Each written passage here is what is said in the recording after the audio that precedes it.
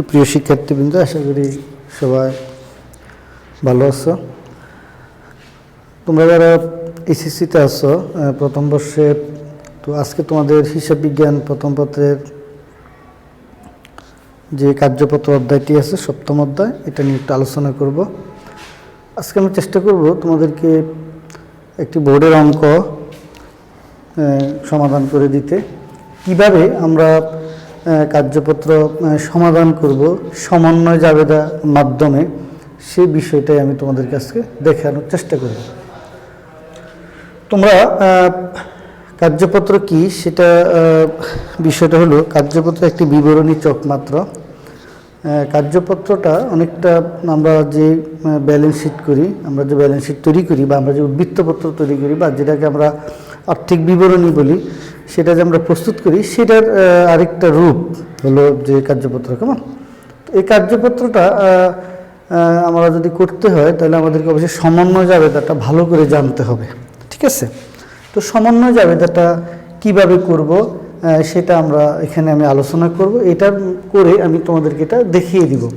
তো এখানে তোমরা দেখতে পাচ্ছ দিনাজপুর বোর্ড একটা ম্যাথ দেওয়া আছে। সেই ম্যাথটি হলো দিনাজপুর বোর্ড 2017। তোমাদের যাদের বই আছে, তোমরা একটু যদি বইটা সামনে নিয়ে বসো, তাহলে আমি তোমাদেরকে অঙ্কটা অনেক সুন্দর করে দিতে পারবো। তোমরা অঙ্কটার মধ্যে দেখো, এখানে একটি 4টা সমন্বয় আছে। কেমন? আমি চেষ্টা করব প্রথমে আমি এখানে সমন্বয়গুলো আলোচনা করতে, সেই সমন্বয়গুলো করে আমি এটা এই দুইটা কিভাবে তৈরি করে সেটা তোমাদেরকে দেখিয়ে দিব। তো এখানে প্রথম যে সমন্বয়টা আছে তোমরা দেখতে পাচ্ছ, সেখানে আছে বেতন বকেয়া। কেমন? বেতন বকেয়া আছে, বেতন বকেয়া আছে 10,000 দেখতে পাচ্ছ। তো আমরা জানি যে সমন্বয় জাবেদার মধ্যে, তোমরা যদি আমার আগের ভিডিওগুলো দেখে থাকো, সেখানে আছে বিশেষ করে সমন্বয় জাবেদার একটা ভিডিও আছে, সেখানে আছে সমন্বয়টা হবে সম্পদ, দায়, মালিকানা সত্ত্ব, আয় ব্যয়। অর্থাৎ আমরা একটা হিসাবের শেষে আমরা সবসময় খেয়াল রাখবো, আমরা অ্যাকাউন্টিং পিরিয়ডের শেষে এখানে যদি কোনো খরচ অপরিশোধিত থাকে, অপরিশোধিত, তাহলে এটা দায় হবে। একদিকে দায় হবে, একদিকে হবে দায়, আর একদিকে হবে খরচ। মনে রাখবা, যদি কোনো আয় থাকে, আয় অপরিশোধিত থাকে, তাহলে একদিকে হবে সম্পদ, হ্যাঁ, আরেকদিকে হবে আয়। ওকে, আরেকদিকে হবে আয়। আবার মনে করো এখানে তাহলে খরচ গেল, আয় গেল। এখানে যদি সম্পদটা, আমরা যত সম্পদ থাকে, যে সম্পদ আমরা করি, যেমন সাপ্লাইজ বা অন্যান্য, এখানে আসি দুইটা অংশ হয়। সম্পদটা এখানে আসি দুইটা অংশ হয়। একটা অংশ হয় সম্পদে, সম্পদে একটা অংশ সম্পদ থাকে, আরেকটা অংশ সম্পদ হিসাবে উদ্বৃত্তপত্রে যায়। তাহলে গেল এটা, তাহলে খরচ গেল, আয় গেল, সম্পদ গেল। কেমন? ঠিক তেমনি দায়ের উপর যে সুদ হয়, সেই সুদটাও তোমার একদিকে তোমার খরচ হয়, আরেকদিকে দায় হিসাবে থেকে যায়। তো যাই হোক, এই বিষয়গুলো আমরা এখানে আলোচনা করব। আমি আগের ভিডিওগুলোতে তোমাদেরকে আলোচনা করে দিয়েছি। তো প্রথম যে জাবেদাটা, সেখানে দেখো একদিকে আমার বেতন বাড়লো, বেতন হিসাব ডেবিট, অন্যদিকে বকেয়া বেতন ক্রেডিট 10,000 টাকা। কেমন? 10,000 টাকা আমরা পেয়ে গেলাম। কত? 10,000 টাকা। তোমরা দেখতে পাচ্ছ এখানে আমি 10,000 টাকা লিখেছি। তো আশা করি 10,000 টাকা তোমরা দেখতে পাচ্ছ। এ পর্যায়ে আসো,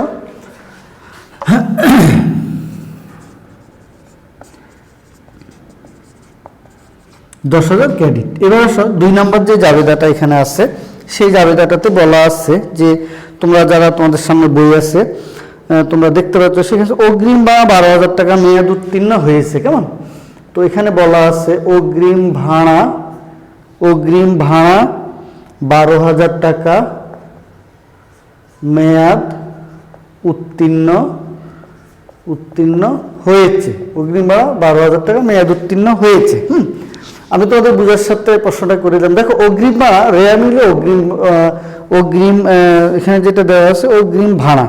দেখো, রেয়া মিলে কিন্তু অগ্রিম ভাড়া এখানে দেওয়া আছে অগ্রিম ভাড়া দেওয়া আছে দেখো 20,000 টাকা। হ্যাঁ, রেয়া মিলে অগ্রিম ভাড়া 20,000 আছে। আমরা জানি যে সম্পদ যদি অগ্রিম প্রদান করা হয়, কোনো খরচ যদি অগ্রিম প্রদান করে তাহলে সেটা সম্পদ হয়। তো এই অগ্রিম ভাড়ার 12,000 টাকা মেয়াদ উত্তীর্ণ হয়েছে। মেয়াদ উত্তীর্ণ মানে খরচ হয়েছে। তোমরা দেখো কিভাবে হবে জিনিসটা। এটা হলো আমরা হিসাবটা করছি 31 ডিসেম্বর, তাহলে ধরো জানুয়ারির 1 থেকে ডিসেম্বর 31, কেমন? অর্থাৎ এই জানুয়ারির 1-এ আমি যদি এটাকে 20,000 টাকা ধরে নিই, 20,000 টাকা ধরে নিই, এই 20,000 টাকার মধ্যে ডিসেম্বর 31 তারিখে এটার মেয়াদ উত্তীর্ণ হয়েছে মানে খরচ হয়েছে আমার 12,000। আমরা জানি যে ডিসেম্বর 31 তারিখে আমরা দুটো কাজ করি। একটা কাজ হলো আমি আয় বিবরণী প্রস্তুত করি, আরেকটা হলো আমি আর্থিক অবস্থা বিবরণী প্রস্তুত করি। আমরা এখানে দেখব যে এই সম্পদটা, এই যে একটা অংশ খরচ হলো, তাহলে আমার যে 20,000 টাকা, এই 20,000 টাকার মধ্যে আমার এখানে সম্পদ আছে দেখো 20,000, এখানে এই জানুয়ারিতে 20,000, কেমন? এইটাই আমরা রেয়া মিলে দেখো 20,000। এই 20,000 টাকার মধ্যে ডিসেম্বর 31 তারিখে আমার এখানে খরচ হয়েছে 12,000, তাহলে নিশ্চয়ই আমার কাছে আরো 8,000 টাকা রয়ে গেছে। সেই 8,000 টাকা দেখো কি হবে, তাহলে দুইটা অংশ হবে। একটা অংশ হবে খরচ 12,000, আরেকটা অংশ দেখো সম্পদ থেকে যাবে 8,000, তাহলে মিলল কত? 12,000, কেমন? তাহলে আমরা এটাকে লিখতে পারি যে ভাড়া হিসাব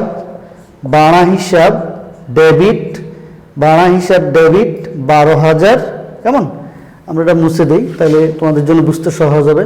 তাহলে ভাড়া হিসাব ডেবিট 12,000, অগ্রিম ভাড়া ক্রেডিট 12,000। মনে রাখবা, রেয়া মিলে যদি অগ্রিম ভাড়া থাকে, সম্পদ থাকে, এই সম্পদ কখনো ডেবিট হবে না। কারণ হলো এই বিমাটার মেয়াদ হলো 1 বছর, এই বিমাটা 1 বছরের অগ্রিম ভাড়াটা 1 বছরের মেয়াদ, এটা 1 বছরের বেশি যাবে না। সো রেয়া মিলে যদি অগ্রিম ভাড়া থাকে তাহলে আমরা সেটাকে প্রথমে সম্পদ হিসাবে দেখালাম। যেহেতু প্রথমে সম্পদ হিসাবে দেখালাম, ওই 20,000 টাকা থেকে এখন কমে যাবে। তো কমার সিস্টেমটা হলো, যদি আমি অগ্রিম ভাড়াকে আবার ডেবিট করি তাহলে তো বেড়ে যাবে। এই জন্য আমাকে যেটা করতে হবে সেটা হলো অগ্রিম ভাড়াকে ক্রেডিট করতে হবে, ভাড়া হিসাবকে ডেবিট করতে হবে কত? 12,000। যখন মেয়াদ উত্তীর্ণের কথা বলবে তার মানে রেয়া মিলে যা সমন্বয় যা থাকবে তাই আমরা এখানে লিখব। এবার আসো 3 নাম্বারটা। 3 নম্বর জাবেদাটা হলো অনুপার্জিত সেবায় 10,000 টাকা সেবায়ের অন্তর্ভুক্ত আছে। দেখো অনুপার্জিত, আমি জাবেদাটা লিখলাম না, লিখলে অনেক হয়ে যাবে। তোমরা একটু দেখো, তোমাদের কাছে যাদের কাছে বই আছে, বলছে তোমরা একটা জিনিস এখানে লক্ষ্য করো, এখানে কোথাও অনুপার্জিত সেবা আয় নেই। অনুপার্জিত সেবা আয় এখানে নেই। কারণ হলো, তাহলে অনুপার্জিত সেবা আয়টা যদি না থাকে আমি সেটাকে হিসাবভুক্ত কিভাবে করব? দেখো মনে রাখবা, অ্যাকাউন্টিংয়ের মধ্যে কিছু সিস্টেম হলো যে আমি যদি কোনো কারো কাছ থেকে অগ্রিম আয় করি, সেবা দেওয়ার পূর্বে আমি যদি কোনো আয় গ্রহণ করি, সেটা আমি যদি আয় হিসাবে দেখাই, ধরো তুমি একজনের কাছ থেকে 10,000 টাকা নিলা যে আমি আপনাকে এই কাজটা করে দিব, সেটা তোমার হিসাবের মধ্যে যদি আয় হিসাবে দেখাও, তাহলে মেয়াদ শেষে তুমি যদি আয়টা পূর্ববর্তী না করে দিতে পারো তাহলে তোমার এটা দায় হবে। কিভাবে হবে দেখো, 3 নম্বরটা আমি তোমাদেরকে বুঝাচ্ছি। প্রথমে ধরো জানুয়ারির 1 তারিখে মনে করো তোমার আয় ছিল, এখানে দেখো কত, এই যে সমন্বয়ে আয় দেওয়া আছে 1,40,000 টাকা, কেমন? দেখো ডিসেম্বর 31 তারিখে বলছে এই অনুপার্জিত সেবায় 10,000, অর্থাৎ ডিসেম্বর 31 তারিখে অনুপার্জিত সেবা আছে হলো 10,000। তার মানে কি? তার মানে এই যে আমরা এখানে সেবায় দেখালাম, এই সেবায় 1,40,000 টাকা, এখানে আসি হয়ে যাবে কি আয় বিবরণীতে যাবে, কেমন? আয়। কিন্তু এই আয়ের মধ্যে যদি কখনো অনুপার্জিত যুক্ত থাকে তাহলে এই আয়টা কি হয়ে যাবে? কমে যাবে।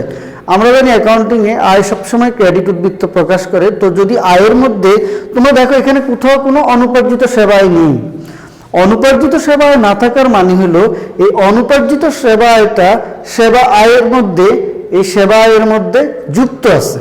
তাহলে এখন কি করব আমরা? এই অনুপার্জিত সেবা আয়টা সেবা আয় থেকে কমাই ফেলবো। তাহলে আমরা এটা জাবেদাটা দিতে পারি। দেখো 3 নম্বরে যে সেবা আয় হিসাব ডেবিট অনুপার্জিত সেবায় ক্রেডিট কত টাকা হবে? 10,000 টাকা। কেমন? 10,000 টাকা আমার হলো।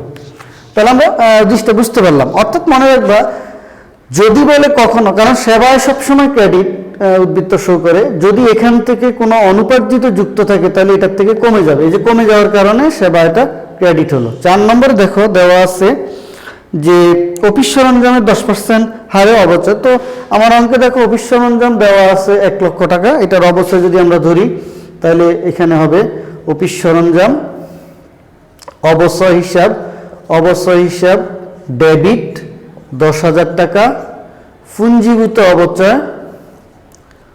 পুঞ্জীভূত অবচয় ক্রেডিট 10,000 টাকা। কেমন? কিভাবে দেখো, 1 লক্ষ গুণন 10%, তাহলে আমরা 10,000 টাকা পেয়ে গেলাম। প্রিয় শিক্ষার্থী বিন্দু, আমরা এই যে 4টা সমন্বয় এখানে লিখলাম, এর মানে হলো এই যে রেয়া মিলটা তোমরা দেখতে পাচ্ছ, এই রেয়া মিলের যে হিসাবগুলো আছে, এই রেয়া মিলের হিসাবগুলোর মধ্যে এই 4 ধরনের সমন্বয় যুক্ত হবে। কোনোটা যুক্ত হবে, কোনোটা বাদ যাবে, অর্থাৎ কোনোটা যোগ হবে, কোনোটা বিয়োগ হবে। এইভাবেই আমরা সমন্বয়টা করব। এই জন্যই আমাদের এই সমন্বয়টা। তো আমরা চেষ্টা করবো সবসময় সমন্বয়গুলো বুঝতে।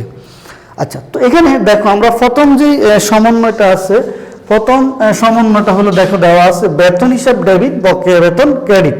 তোমরা দেখো এই লিস্টের মধ্যে বেতন আছে কিনা। হ্যাঁ, বেতন আছে আমার এখানে 30,000। দেখো এই যে সমন্বয়টা, এই সমন্বয়টার মধ্যে খেয়াল করো তোমরা, এই সমন্বয় ঘরটার মধ্যে সবসময় খেয়াল রাখবা তোমার এই শুধুমাত্র এই অ্যাডজাস্টমেন্ট যেগুলো আমরা এখানে করব, এই অ্যাডজাস্টমেন্টগুলোই শুধুমাত্র এই 2 ঘরে আসবে, আর কোনো হিসাব এখানে আসবে না। তাহলে আমরা এখানে দেখতে পাচ্ছি যে প্রথমে বেতন হিসাব ডেবিট 10,000। কেমন? বেতন হিসাব ডেবিট আছে আমার এখানে 10,000। কেমন? আর দেখো এই লিস্টের মধ্যে কোথাও বকেয়া বেতন নেই, যেটা নেই সেটা আমি নিচে লিখব, বকেয়া বেতন ক্রেডিট 10,000। কেমন? দেখতে পাচ্ছ বকেয়া বেতন আমি এখানে দিয়ে দিচ্ছি 10,000। ঠিক আছে, আমরা পেয়ে গেলাম। অর্থাৎ সমন্বয়ের একটা ডেবিটে হবে, একটা ক্রেডিটে হবে। এই পর্যায়ে দেখো আছে অগ্রিম ভাড়া 12,000 টাকা মেয়াদ উত্তীর্ণ হয়েছে, ভাড়া হিসাব ডেবিট, অগ্রিম ভাড়া ক্রেডিট। দেখো এখানে অগ্রিম ভাড়া ডেবিটে আছে, তাহলে আমরা অগ্রিম ভাড়াকে আমরা দিব ক্রেডিটে 12,000। কেন? এই যে সমন্বয়ে 12,000 ক্রেডিট কার্ড, তার মানে এই অগ্রিম ভাড়ার মধ্যে 12,000 টাকা কমে যাবে। আমরা জানি সম্পদ যদি কমে যায় তাহলে সম্পদটা ক্রেডিট হয়ে যায়, এই যে ক্রেডিট হয়ে গেল। কেমন? আচ্ছা, তাহলে তোমরা দেখো এখানে ভাড়া হিসাব নেই, যেটা নেই সেটাকে আমরা এখানে নিচে লিখবো, ভাড়া হিসাব ডেবিট কত, দেখো এখানে দেওয়া আছে 12,000। কেমন? ভাড়া হিসাব 12,000। ওকে, তাহলে আমরা ভাড়া হিসাবটা পেয়ে গেলাম। এই পর্যায়ে দেখো আছে 3 নম্বরে সেবা হিসাব ডেবিট, সেবা আয়কে ডেবিট করব আমরা। এই সেবা আয় ডেবিট হলো 10,000, সেবা আয় ডেবিট। আর দেখো এই লিস্টে কোথাও তোমার এখানে অনুপার্জিত সেবা আয় নেই, এই জন্য আমরা এখানে অনুপার্জিত সেবা আমরা এখানে ক্রেডিট দিকে লিখবো 10,000। কেমন? আশা করি তোমরা বুঝতে পারছো। এবার গেল এটা মনে রাখবা, যদি কখনো কোনো অঙ্কের মধ্যে দেখো সেবা আয়ের মধ্যে অনুপার্জিত সেবা আয় যুক্ত আছে, তাহলে তোমরা এই সেবা আয়টাকে ডেবিট করে দিবা। কেমন? আচ্ছা, এবার যে আছে এখানে আছে অবচয় ডেবিট, পুঞ্জীভূত অবচয় ক্রেডিট। দেখো এখানে অবচয় নেই, পুঞ্জীভূত নেই, তাহলে আমরা এই দুটাকে নিচে লিখবো। তাহলে অবচয় হিসাব ডেবিট 10,000, পুঞ্জীভূত অবচয় হিসাব ক্রেডিট 10,000। কেমন? 10,000। তো প্রিয় শিক্ষার্থীবৃন্দু, তোমরা দেখতে পাচ্ছ আমরা এটা করে ফেললাম। মনে রাখবা, আমি আবারও বলছি, এখানে যে কটা সমন্বয় আছে, যদি সঠিকভাবে তুমি সমন্বয়টাকে এখানে বসাতে পারো তাহলে তোমার হয়ে যাবে, মিলে যাবে। তাহলে আমি এখানে দেখছি আমার এখানে 42,000, আর আমার এখানে 42,000, আর এখানে হলো 42,000। দেখো 2 পাশটায় আমার মিলে গেল। কেমন? 2 পাশটা মিলে গেল। তো আশা করি তোমরা বুঝতে পেরেছ। মনে রাখবা, আমাদের এই সমন্বয়ের জন্যই এটা আমি প্রস্তুত করলাম। এই পর্যায়ে আমি 10 ঘর বিশিষ্ট, যেহেতু এখানে দেখো মাত্র 1 ঘর, 2 ঘর, 3 ঘর, 4 ঘর, এই 4 ঘর হলো এইটা। এবার এটা করব।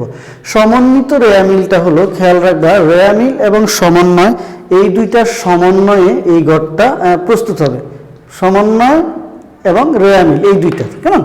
তার মানে এই ঘরটার মধ্যে রেয়ামিং এবং সমন্বয় এই দুইটা এন্ট্রি এখানে আসবে, অর্থাৎ প্রত্যেকটা এন্ট্রি এই দুই ঘরের মধ্যে আসবে, যেটা ডেবিট ডেবিটে, যেটা ক্রেডিট ক্রেডিটে। আচ্ছা, তাহলে কিভাবে আসবে?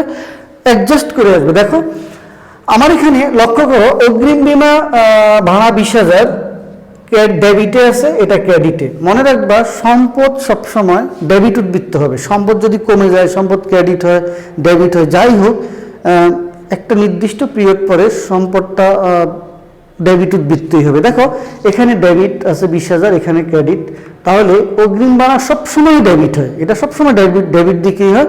তাহলে অগ্রিম ভাড়া হবে ডেবিটে হবে এখানে 8,000। কেন 8,000 হলো? দেখো আমার সম্পদ ছিল ডেবিট দিকে, কেমন, এটা এখন ক্রেডিট দিকে, তার মানে এখান থেকে এটা কমে গেছে, এই জন্য এটা। এবার প্রাপ্য হিসাব যা আছে তা আমি বসিয়ে দিব, অর্থাৎ যেটার সাথে কোনো অ্যাডজাস্টমেন্ট নেই সেটা যা আছে আমি তাই বসিয়ে দিব। অফিস সরঞ্জাম দেখো এখানে 1 লক্ষ টাকা আছে, আমি এখানে লিখে ফেললাম। প্রদেয় হিসাব দেখো 40,000 আছে, আমি লিখে ফেললাম। এরপরে মূলধন 80,000 আছে, আমি লিখে ফেললাম। এবার দেখো সেবায় সবসময় ক্রেডিট উদ্বৃত্ত শুরু করে, তাহলে সেবায় ক্রেডিট আর আরেকটা সেবায় ডেবিট, তার মানে ডেবিট এবং ক্রেডিটে বিয়োগ হয়ে যাবে। তাহলে হবে এখানে ক্রেডিট দিকে 1,30,000। একটা জিনিস লক্ষ্য করবা, সেবায় সবসময় ক্রেডিট উদ্বৃত্ত শো করে, সেবায় সবসময় ক্রেডিট হয়। সেবায় এখান থেকে যদি কমে যায় তাহলে সেটা ক্রেডিটেই বসবে, আর সেবায় সবসময় ক্রেডিট হয়, সেখান থেকে যদি কোনো এন্ট্রি ডেবিট হয় তাহলে বুঝে নিবা যে সেটা কমে গেছে, মানে সম্পদ সবসময় ডেবিট হবে। যদি কখনো দেখো সম্পদ ক্রেডিট হলো তাহলে বুঝে নিবা সম্পদটা কমে গেছে। আবার আয় সবসময় ক্রেডিট হয়, যদি কখনো দেখো আয়টা কমে গেছে তার মানে সেটা ডেবিট হবে। এই যে ডেবিট হয়ে গেল, তাহলে সেখান থেকে এই যে ডেবিট, তাহলে সেটা কমে যাবে 1,30,000। এবার বেতন দেখো এটাও ডেবিট, এটাও ডেবিট, তাহলে ডেবিটে ডেবিটে যোগ হয়ে এখানে বসে যাবে ডেবিট দিকে 40,000, কেমন, হ্যাঁ এখানে 40,000 হয়ে যাবে। এবার দেখো অফিস খরচ দেওয়া আছে আমার এখানে 15,000, এটা নিয়ে কোনো সমন্বয় নেই, তাহলে যা আছে আমি তা বসিয়ে দিব। এবার এখানে এই দুটো যা আছে আমি তাই বসিয়ে দিব। দেখো প্রথম বকেয়া বেতন আছে দেখো 10,000, এরপরে আছে 12,000 হলো তোমার দেখো ভাড়া, এই যে ভাড়া 12,000। এরপরে দেখো এটা ক্রেডিট দিকে আছে অনুপার্জিত সেবায় 10,000, কেমন, এটা দেখো ডেবিট দিকে আছে 10,000, আবার এটা ক্রেডিট দিকে 10,000। অর্থাৎ সহজ কথা হলো এইটার প্রত্যেকটা এন্ট্রি এখানে আসবে ডেবিট ক্রেডিট যোগ বিয়োগ হয়ে অ্যাডজাস্ট হয়ে, তার মানে যেটার সাথে অ্যাডজাস্টমেন্ট আছে সেটা অ্যাডজাস্ট করে আসবে, যেটা অ্যাডজাস্টমেন্ট নেই সেটা যা আছে তা, যেটা অ্যাডজাস্টমেন্ট নেই সেটা যা আছে তা। এই দেখো যা আছে তা। আবার এটা দেখো অ্যাডজাস্টমেন্ট আছে বসালাম, এটাও অ্যাডজাস্টমেন্ট আছে বসালাম, আর এগুলা যা আছে তা। দেখো এখানে ক্রেডিট দিকে ছিল, ক্রেডিটে বসালাম, 12,000 ডেবিটে ছিল, ডেবিটে বসালাম, 10,000 ক্রেডিটে ছিল, ক্রেডিটে বসালাম, আবার 10,000 ডেবিটে বসালাম, 10,000 ক্রেডিটে বসালাম। এবার আমরা এই দুইটার দিকে যোগ করব, যোগ করে তারপর আমরা সামনের দিকে যাব, কেমন। আচ্ছা, তাহলে আমরা দেখি এখানে কত হলো, 40,000, 80,000, 1,30,000, কেমন।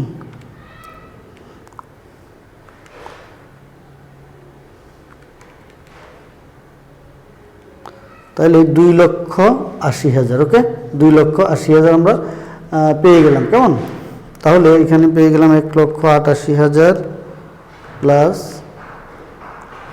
55,000, 55,000, এরপরে হলো 22,000।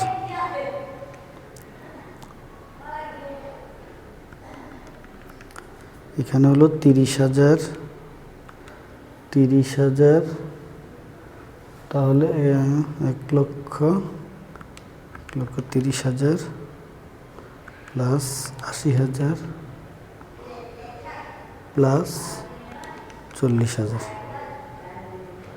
2,80,000, কেমন। তাহলে আমরা এটা পেয়ে গেলাম 2,80,000, ওকে।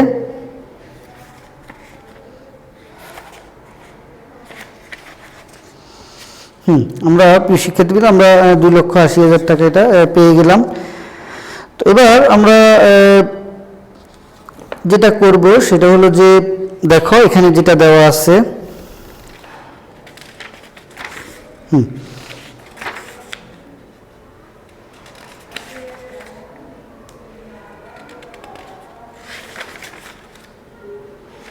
তাহলে আমরা এখানে 2,80,000 টাকা পেয়ে গেলাম। দেখো এখানেও আছে ডেবিট দিকে আছে 40, 15, আরেকটা আছে 40,000, 15,000, 15,000, ঠিক আছে। তাহলে 80,000, 8,000, 40,000, আরেকটা হলো অফিস খরচ। তোমরা এখানে একটা বিষয় লক্ষ্য করো যে আমাদের এখানে একটা হিসাব রয়ে গেছে, সেটা হলো যে আমাদের এখানে 15,000 টাকা আমাদের এখানে রয়ে গেছে একটা হিসাব। কেমন? এটা হলো যে দেখো অনিশ্চিত হিসাব। দেখো আমাদের এখানে যদি আমরা যোগ করি এটা হলো 1,60,000 আর হলো 80,000, তাহলে হবে 2,20,000, 40, 2,60,000। আর এটা যদি আমরা 2,45,000, কেমন? তাহলে আমরা এখানে দেখো একটা লক্ষ্য করো, এখানে কিন্তু আমাদের 2,50,000 নেই। তাহলে আমরা এটাকে এখন একটা অনিশ্চিত হিসাব আমরা এখানে বসিয়ে দিব। অনিশ্চিত হিসাব হলো 15,000, কেমন? তাহলে 15,000, আর এখানে হবে অনিশ্চিত হিসাব হবে 15,000। ওকে, তাহলে দেখো এখানে হয়ে যাচ্ছে। তাহলে আমরা এখানে পেয়ে গেলাম যে 2,80,000, কেমন? তোমরা এখানে লক্ষ্য করছো যে যেহেতু এই দুই পাশ আমাদের সমান না, যেহেতু ডেবিট দিকে কম, তাহলে আমরা ডেবিট দিকটাকে আমরা অনিশ্চিত হিসাব হিসাবেই ধরে নিতে পারি, ঠিক আছে। তাহলে এখানে অনিশ্চিত হিসাব এটা দেখো এই গেল। এ পর্যায়ে আমরা একটা চেষ্টা করব যে আয় বিবরণী প্রস্তুত করতে। তো আয় বিবরণী এবং আমরা আর্থিক অবস্থার বিবরণী প্রস্তুত করব। তো আয় বিবরণী এবং আর্থিক অবস্থার প্রস্তুত করতে হলে আমাদেরকে এখানে লক্ষ্য করো আয় বিবরণী,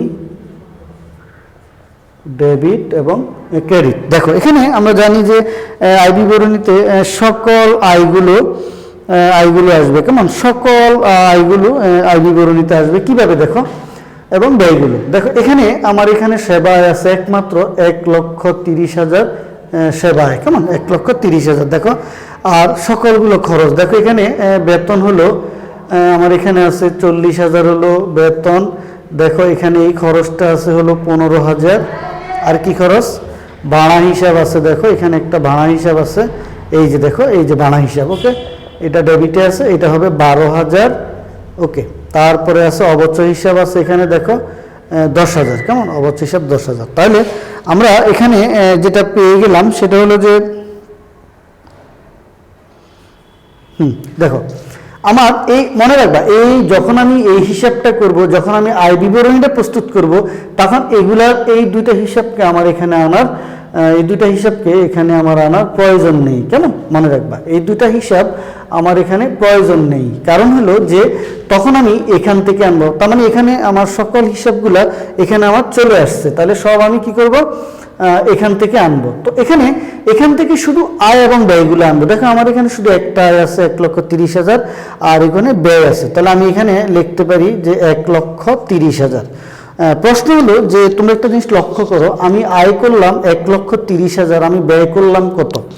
আমি ব্যয় করলাম এখানে 55,000, 55, 65, 77,000 টাকা মাত্র আমি ব্যয় করলাম। তো আমরা জানি যে দুই পাশেই মিলে যাবে। লক্ষ্য করো দুই পাশেই 1,30,000 হবে এবং দুই পাশেই মিলে যাবে।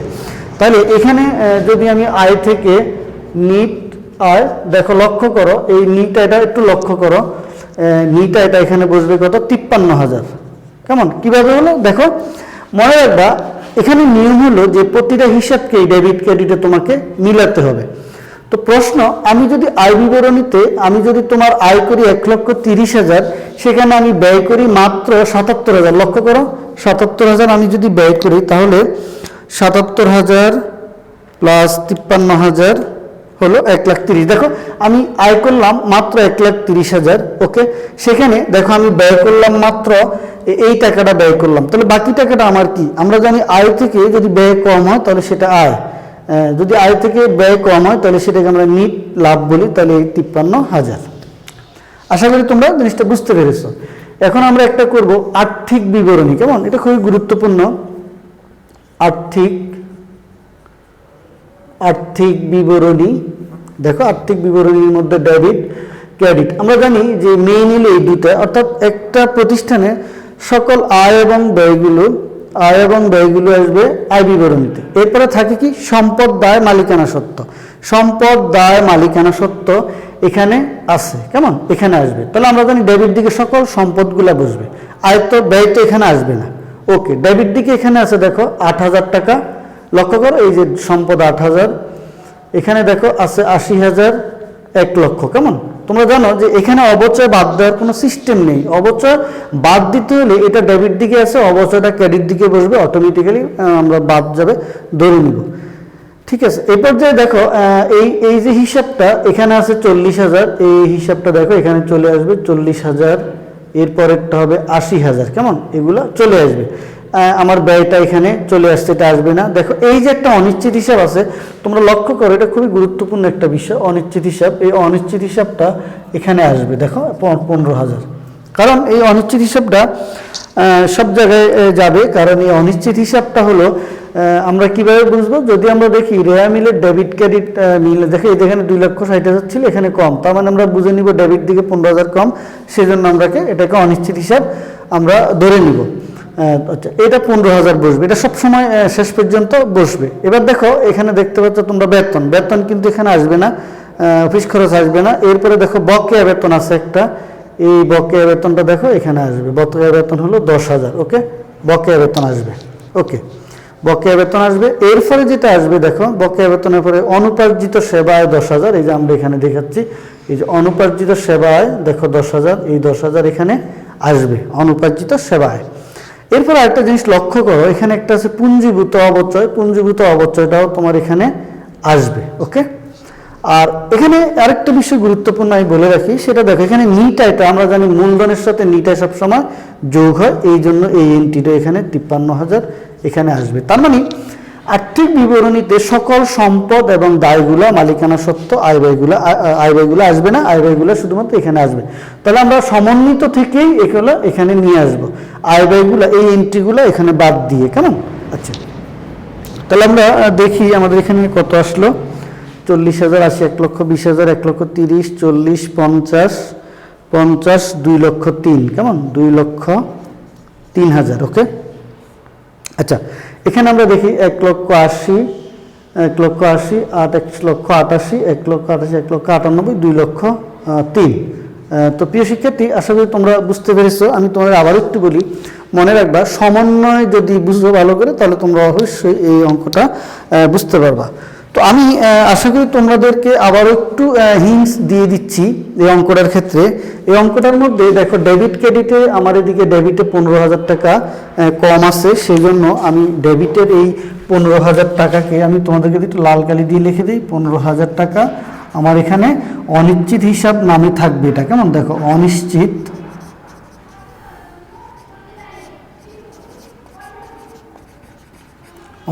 হিসাব থাকবে, ওকে।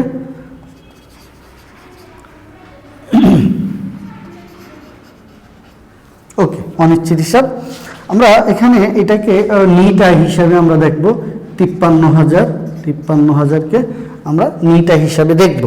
তো আমি তোমাদেরকে যেটা বোঝাতে চাচ্ছি সেটা হলো যে, আবারও বলি যে যদি কখনো দেখো সেবায়ের মধ্যে কোনো অনুপার্জিত সেবায় যুক্ত আছে, তাহলে মনে রাখবা সেবা এটা ডেবিট হয়ে যাবে, কারণ আমার এখানে সেবা দেওয়ার পূর্বে কখনো আয় হয় না, সেবা দেওয়ার পরেই সেটাকে আয় বলে গণ্য হয়। তো এই হলো আমাদের অঙ্কটা। আমি আশা করব তোমরা আমাদের চ্যানেলটি সাবস্ক্রাইব করবে, এবং আমি এরপরে একটা সেবামূলক তো গেল, এবার একটা ক্রয় বিক্রয় প্রতিষ্ঠানের একটা কার্যকর করে দেওয়ার চেষ্টা করব। তো যদি কোনো তোমাদের কমেন্ট থাকে তোমরা অবশ্যই আমাকে কমেন্ট করবে, আমি তোমাদেরকে সমাধান করে দেওয়ার চেষ্টা করবো। সবাই ভালো থাকবা।